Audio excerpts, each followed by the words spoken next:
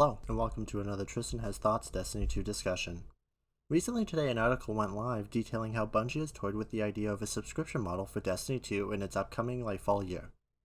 This seems to have the community divided, as I see people saying that a subscription model would simplify the content monetization of the game, and how Destiny simply isn't ready for a subscription style model. To address my thoughts here early, I also agree that Destiny is not ready for a traditional subscription model. I consider a traditional subscription model to be a monthly sub fee with the purchases of yearly expansions to be separate. I don't think this means that Destiny could not work towards something of this caliber though. We also don't necessarily know the inner workings of their plans. It seemed this subscription fee would be some sort of an amalgamation between the Lightfall Deluxe Edition and a pseudo Fortnite crew, which gives V-Bucks and unique cosmetics monthly for a fee. In this video, I plan to talk about how I think Destiny could work towards one day being a possible traditional subscription model game. As I said earlier, I don't think Destiny could support a traditional style subscription fee model. I think one of the biggest changes we would need to see is the addition of dedicated servers. One of the benefits of paying for a monthly subscription fee is it allows the developers of the game to maintain and pay for these servers. I know a lot of people would love to have dedicated servers, especially the PvP crowd, but this is no small undertaking. The amount of money and time it would take to bring online dedicated servers for Destiny would be enormous, and feels like something we would only see with either a dedicated new PvP title or a brand new Destiny title. Another aspect that would be an issue is content vaulting. A majority of games that work under a subscription model do not remove any content from their games, meaning if I pay for a game like World of Warcraft today, I can experience all of the content that came before it.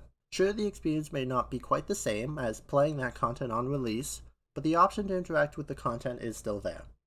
I think another issue would be how a traditional subscription fee would lock you away from your character. Currently, if you take a season or two off and decide not to purchase them, you can log on and access your character in Destiny. The breadth of content is indeed limited in what you can actually access and play, but core modes like Crucible are still accessible to someone who doesn't buy an expansion or season.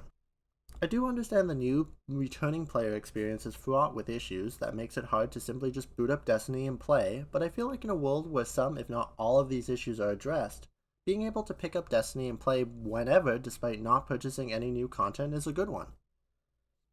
I do plan to talk in another video about the new player experience of Destiny, so I don't want to go too in-depth here. Destiny's current monetization is a mess. Are you someone new to Destiny? Well, if you want to have access to the whole game, you will need a PhD to understand all the content and what you need to buy.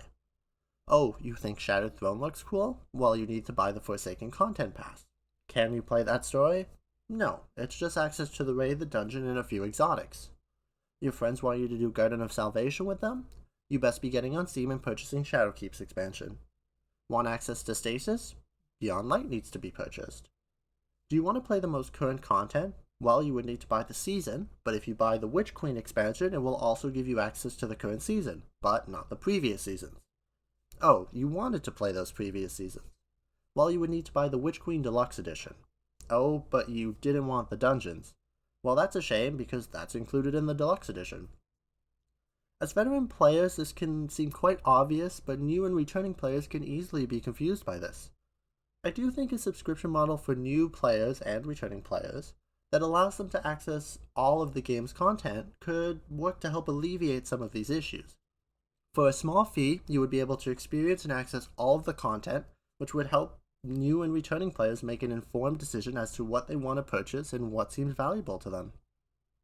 I do personally think this would be a bit of a band-aid solution, and I would love to see Bungie address the issues with the current monetization of the game. The article was a bit vague with what exactly the Destiny 2 subscription model could look like. In their defense, it's really not their fault, as they simply are dealing with a few strings of datamined text, and considering it was seemingly scrapped, we don't know what it could have evolved into. One possible evolution could be the addition of a Fortnite Crew subscription.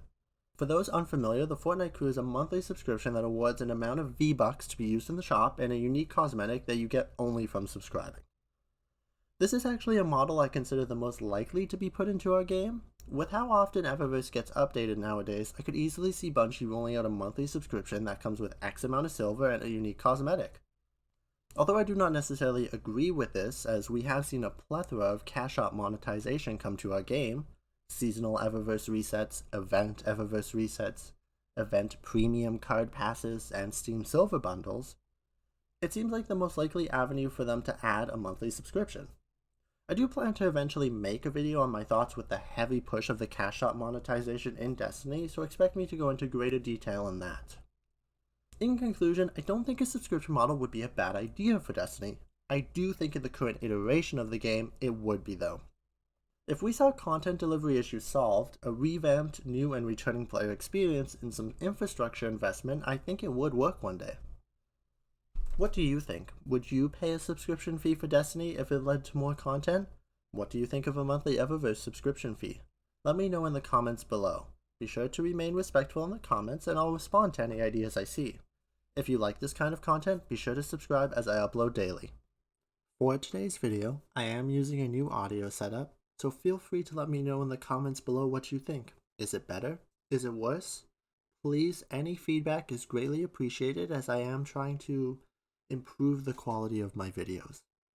And as usual, remember, for every like this video gets, a capybara gets a big scritch.